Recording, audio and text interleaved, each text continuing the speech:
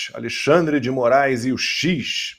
O ministro do Supremo Tribunal Federal negou na sexta-feira a volta imediata da rede social X no Brasil. Em despacho, ele disse que o X ainda tem de cumprir determinações judiciais para poder voltar a operar no país, entre elas o pagamento de 10 milhões de reais em multa. O Moraes também ordenou que a representante da plataforma, a advogada Raquel de Oliveira Villanova, pague uma multa de 300 mil reais por não ter cumprido o que a Justiça exigiu em agosto. Marcília, começo essa por você. Bom, a gente sabe muito bem que estamos aí sendo vítimas de abusos, ilegalidades, arbítrios, e tudo isso é feito no tempo do Alexandre de Moraes. Então, quando é de interesse dele acelerar, ele acelera. Quando é do interesse dele demorar, ele demora. Quando é do interesse dele não fazer nada, ele não faz nada.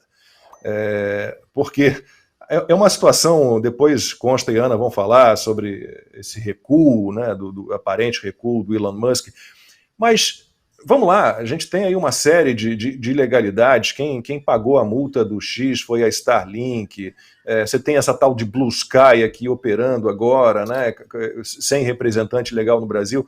Então, Marcília, faz um panorama aí dessa novela do Alexandre de Moraes contra o X, né, porque parece que, pelo menos até as eleições, na semana que vem, ele não vai liberar a rede social. Pois é, parece que não. Esperemos que pelo menos seja essa a meta, né? Porque então aí depois ele liberaria, porque sabe-se lá se há alguma outra meta em curso.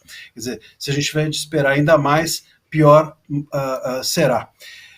Olha, é difícil, você falou, né? Ele acelera ou ele desacelera conforme ele quer, e quando ele quer também ele fica quieto. Essa última parte eu discordo de você. Eu acho que essa a única que infelizmente ele não faz. Ele não deixa de se intrometer em toda e qualquer questão. Ele não deixa de decidir sobre algo nunca, em momento algum. Ele está em todas as questões, em todas as decisões, em todos os assuntos, em todos os debates. Ele, e não só ele, mas também os demais ministros estão. O STF hoje é o protagonista do debate público, né? Nenhum de nós consegue dar conta de tudo o que eles dizem, fazem, seja nos autos, seja fora dos autos, seja na imprensa, porque também não saem da imprensa, não saem dos holofotes, né? O ministro Barroso, é muito raro o dia em que ele não dá uma entrevista, e assim por diante. Então nós temos uma corte que nos sufoca de tanta informação jurídica e de tanta informação não jurídica, de debates propostos por eles, ao invés de debates propostos por nós, e eles ficarem na tarefa apenas de julgar. Agora, se os julgamentos ainda fossem corretos, se as decisões ainda fossem técnicas, estava pelo menos isso ressalvado, mas nem isso. Essa última decisão é um bom exemplo de como não dar uma decisão. Como é que você multa por 10 milhões? Eu não estou nem aqui entrando no critério dos 10 milhões, que é totalmente sem qualquer cabimento. Por que 10 milhões? Quem disse que deve ser 10 milhões essa multa? De onde isso veio? Quer dizer, por quem disse que a multa da representante é 300 mil? Qual foi a métrica para se chegar a isso? Não há nada nesse sentido na decisão. Quer dizer, ainda que a gente entenda que o mérito das decisões faça sentido, a métrica do porquê desse valor não tem nada que nós possamos olhar. E por que não tem? Porque não tem uma perícia, porque as decisões são monocráticas, porque não tem nenhuma técnica que respalde a decisão. É tudo feito, me parece, no atropelo, no calor do momento, justamente para que eles possam ser os protagonistas do debate público. Agora, vamos lá. Como é que eu posso dar uma decisão dizendo, você, se cumprir essa e essa condição, você volta a operar no país? Aí ele cumpre essa e essa condição e eu viro e falo, não, agora tem mais uma. Não, peraí, mas a decisão anterior é que eu tenho de cumprir. Se eu tenho mais alguma coisa, vamos supor, se eu estou devendo mais alguma coisa, eu volto a funcionar e depois você me cobra essa alguma coisa. Eu não posso manter, vamos fazer uma analogia aqui, eu não posso manter alguém preso porque ele pode eventualmente ter cometido algum outro ilícito para além daqueles que o fizeram ficar preso. Eu viro então para o preso e falo assim: ó, você já cumpriu sua pena, tá tudo certo, mas eu tô achando aqui que você cometeu um outro ilícito, a gente ainda tá apurando, então enquanto isso você fica preso. Isso não faz nenhum sentido jurídico, muito menos ainda se multar a representante. A representante, como o nome já diz, ela representa, ela não faz nada em próprio nome. Como é que eu posso multar ela?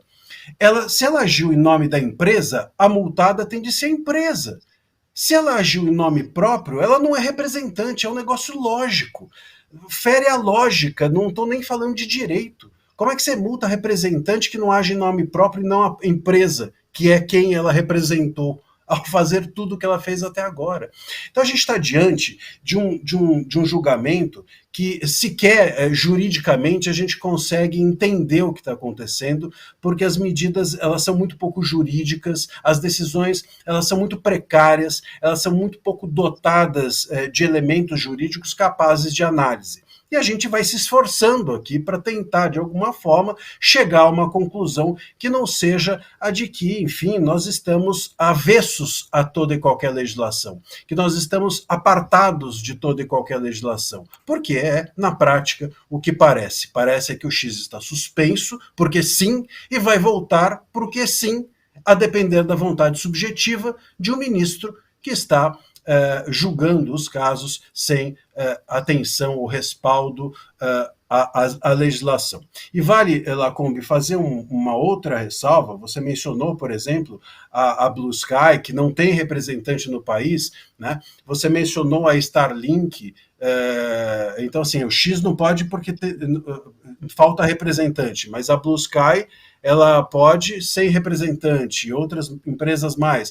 Você mencionou a questão da Starlink. A Starlink paga a multa do X. Como é que isso é possível? Uma empresa paga a multa de outra? Há uma confusão imensa entre sócios em comum e grupo econômico. As pessoas podem ser sócias de várias empresas, mas não serem um grupo econômico. O grupo econômico paga a dívida das outras empresas. Quando você tem sócios em comum, não. Então, há uma confusão jurídica conceitual imensa, que inclusive assusta investimentos estrangeiros. Se uma empresa hoje olha para o Brasil e fala assim, bom, vou botar meu dinheiro aqui, pode ser que a minha empresa lá de fora, porque eu vou ser sócio de uma empresa brasileira, a minha empresa lá de fora com essa decisão do STF seja afetada.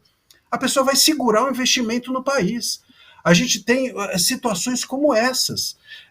Então, o impacto da suspensão do X não é, como as pessoas dizem, é errado o raciocínio das pessoas ao dizerem o X quer voltar, basta cumprir a lei. Não é verdade. Primeiro, que ele cumpriu o que estava determinado e aí inventa-se ou cria-se uma nova condição. E segundo, que a gente não está no terreno apenas de cumprir a lei. A gente, infelizmente, está no terreno de cumprir a vontade subjetiva dos ministros, sabe-se lá qual ela é e até onde ela vai durar. Ana, passo para você então para esse primeiro comentário sobre essa guerra do Alexandre de Moraes contra o X. Daqui a pouquinho, porque pior do que tudo isso que a gente ouviu do Marcília é ter o presidente do STF endossando tudo isso, dizendo que o STF está de acordo com todas as barbaridades que têm sido feitas pelo Alexandre de Moraes, mas eu chamo daqui a pouquinho a fala do Barroso. Ana.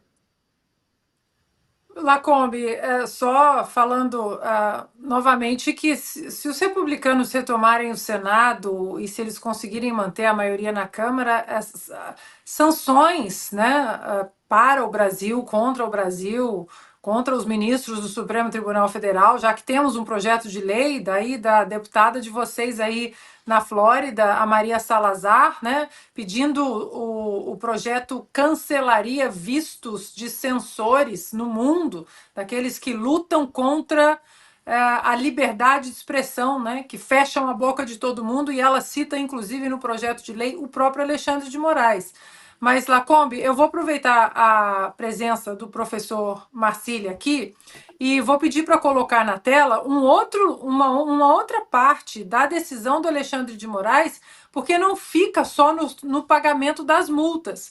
Ali diz, né, que para o X retornar imediatamente às suas atividades em território nacional, a X precisa pagar, né, as multas que já pagou, mas aí tem um problema ali que eu queria ouvir do professor Marcília se juiz pode simplesmente decidir que uma das partes desista dos recursos impostos. Ali ele fala, né?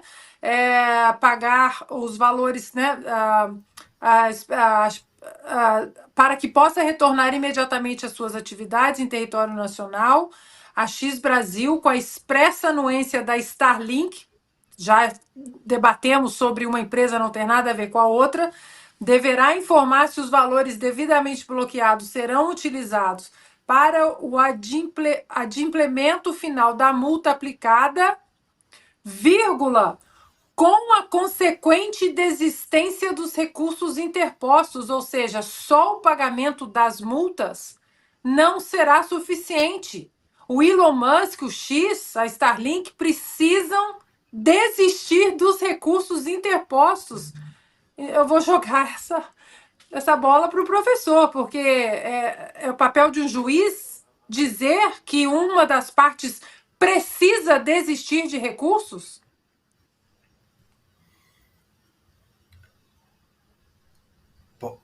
Posso responder? Por favor, Marcília, por favor. Olha, na verdade é o seguinte, é que as decisões são inclusive redigidas de uma forma que a gente não consegue nem compreender muito bem a redação. Tem ainda uma técnica, a falta de técnica não é só jurídica, ela é também redacional, né? Aquelas aulas que a gente tinha de concatenação na época do cursinho ou da escola, né? Falta um pouco, às vezes, nas próprias decisões. Veja, a gente tem o seguinte, se você paga os 18 milhões do bolso, se o X pagar, ó, tá aqui, 18 milhões do bolso, ponto. Muito bem. O valor que está bloqueado da Starlink precisa ser devolvido à Starlink, porque a Starlink está pagando uma conta que aí seria paga em dobro, vamos dizer assim.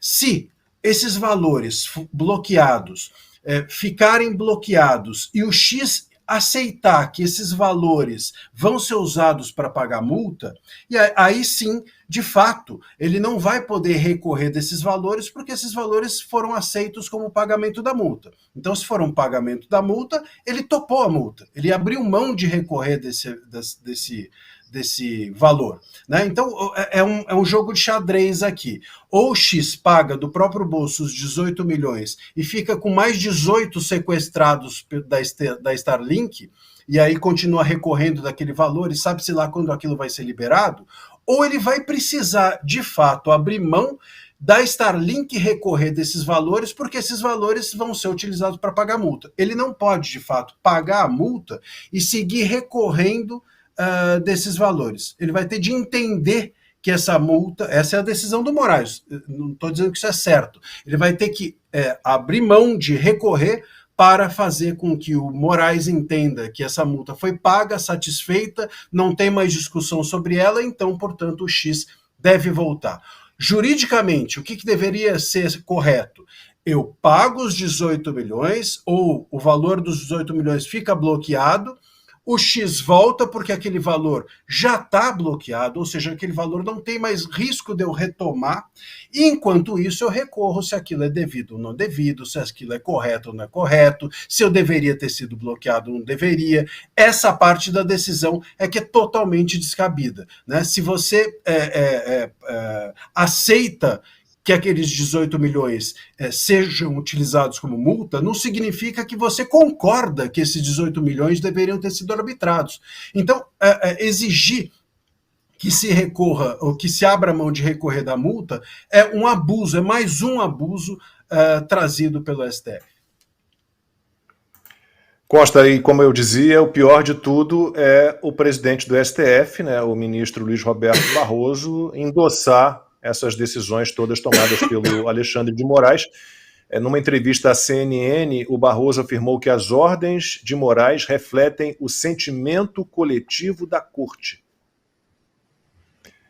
Consta, que dificuldade, né? Além de defender tudo que o Alexandre de Moraes faz, ainda transforma o Alexandre de Moraes numa vítima, né? Coitadinho. E o Barroso criticou o pedido do impeachment, né, do Alexandre de Moraes, disse que é expulsar jogador do outro time, né, como se não houvesse nas regras do futebol, por exemplo, a expulsão.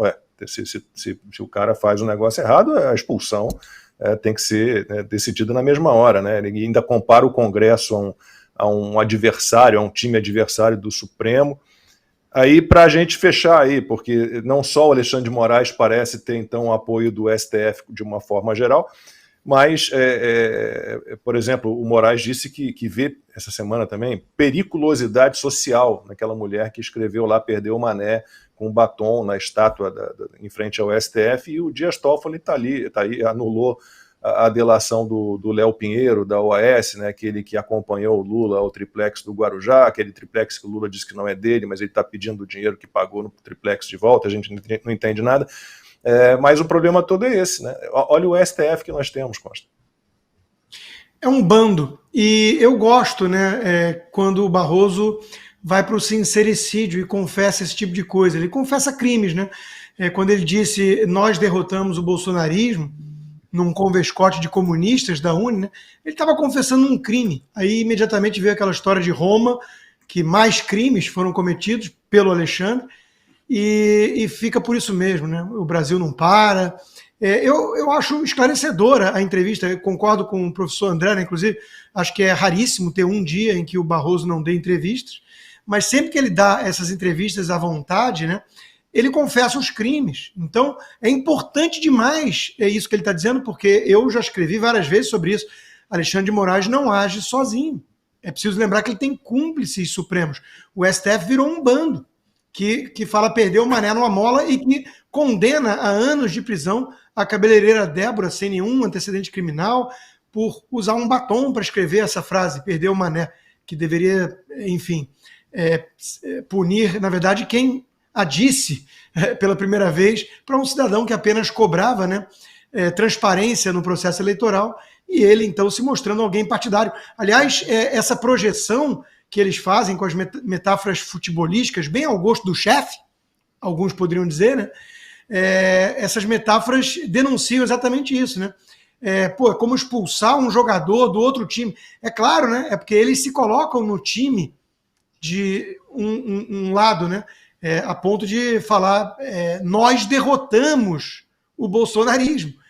Agora, é bom registrar isso, deixar bem registrado, porque a Ana já lembrou que tem aqui um esforço nos Estados Unidos e que está só começando, né, de punir esses abusos. Punir, até mesmo, por exemplo, revogando visto para entrar no país. O Lewandowski não gostou, disse que isso é um absurdo. Tudo. O Barroso é alguém que costuma frequentar um certo apartamento multimilionário na Key Biscayne, pertinho de mim aqui, 40 minutos eu estou lá, 30 minutos, 40 minutos eu estou lá. Né? Inclusive pretendo visitá-lo quando ele souber que ele estará lá, né? A próxima vez eu vou lá para ver se esbarro, quem sabe com ele ali na praia. Né? Um apartamento multimilionário em Key Biscayne. Talvez ele tenha que frequentar Caracas, Havana, a gente não sabe, pode acontecer, porque ele está dizendo muito claramente isso, né? Alexandre de Moraes não age sozinho, ele tem um espírito coletivo ali em nome da instituição. É claro que né? Quando eles vão lá por meio das redes sociais intimar o Elon Musk ou a plataforma X pelo próprio Twitter, pelo X, né? Ele está usando a logomarca do STF, a página oficial da instituição. E ninguém se manifestou contrário a essa loucura, né? Então, a gente sabe sim, ministro Barroso, fique muito tranquilo. A gente sabe que o Alexandre de Moraes não tira isso da cabeça dele apenas. Né? A gente sabe que ele encontra respaldo, não em todos, apesar de que tem dois ali terrivelmente silenciosos no momento, né? Talvez por isso ele não quis levar a plenário, ele levou a primeira turma, que o Barroso disse que era a turma competente, não se sabe por quê. Podia ter levado a plenário, não levou, porque não queria, talvez, 2 votos dissidentes, mas são 2 votos dissidentes muito calados, terrivelmente calados. As pessoas estão irritadas também com esse silêncio. Mas a gente sabe, sim, que a instituição vem agindo para dar respaldo às medidas abusivas, ilegais do ministro Alexandre de Moraes. O que nos leva a concluir que a punição, quando chegar, não vai ser para um apenas, não. Vai ser para todos. Deixa eu agradecer as pessoas que estão... Diga. Alguém falou? Posso Claro, Marcelo. Por favor.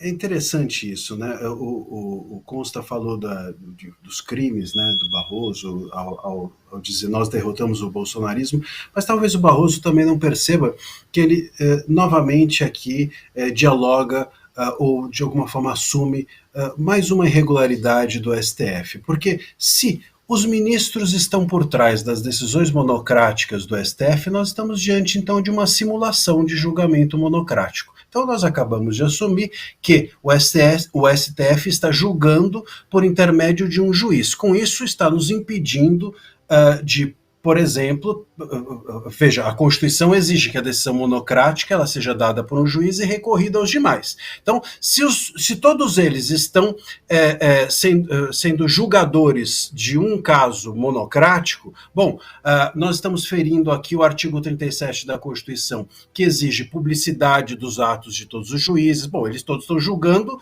junto ali nos gabinetes e, resumidamente, o voto vai ser o do Moraes. É isso que está dizendo o Barroso? Se é isso, nós estamos ferindo o artigo 37, estamos ferindo o direito de publicidade dos votos, estamos com isso, ao ferir esse artigo, incorrendo, inclusive, em crimes de responsabilidade, porque são os princípios básicos de toda a gestão pública, inclusive isso também afeta os ministros.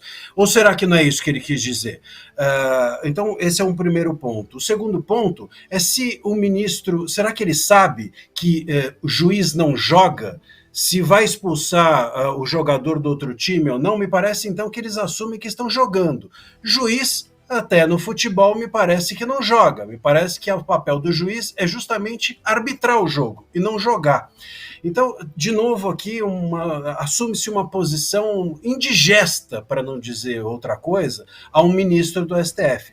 E, por fim, se o Elon Musk foi sincero, não foi sincero, o que o Barroso tem a ver com isso? Nós esperamos que a Suprema Corte julgue. A gente não está nem aí se há sinceridade, se não há sinceridade. O que a gente quer é justiça. O que a gente quer é que as decisões sejam cumpridas com tecnicidade. A gente quer que as decisões tenham respaldo teórico e não respaldo de sinceridade. A sinceridade a gente usa como critério para ser amigo de alguém, e não para julgar os casos de uma nação, e não para suspender uma rede social e a liberdade de expressão de 22 milhões de usuários. Sinceridade se usa com amigo, justiça, técnica e juridicidade a gente usa com a Constituição e com a nação brasileira. Me parece que os discursos do Barroso mostram o quanto que o STF está totalmente fora do eixo jurídico no país.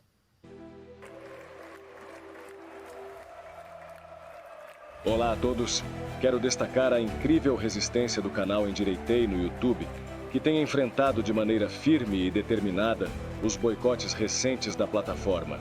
A necessidade de apoiadores e colaboradores neste momento torna-se crucial para manter viva a liberdade de expressão e o debate saudável. A contribuição de cada um de vocês é fundamental para que vozes diversas continuem sendo ouvidas e para que a pluralidade de ideias seja preservada. Juntos, podemos fortalecer e defender a importante missão deste canal. É hora de unirmos forças e demonstrarmos que a liberdade de expressão é um direito inegociável. Somos muitos e com um pouco da colaboração de cada um, conseguiremos dar conta de continuar trazendo as informações que a velha mídia omite. Juntos somos mais fortes.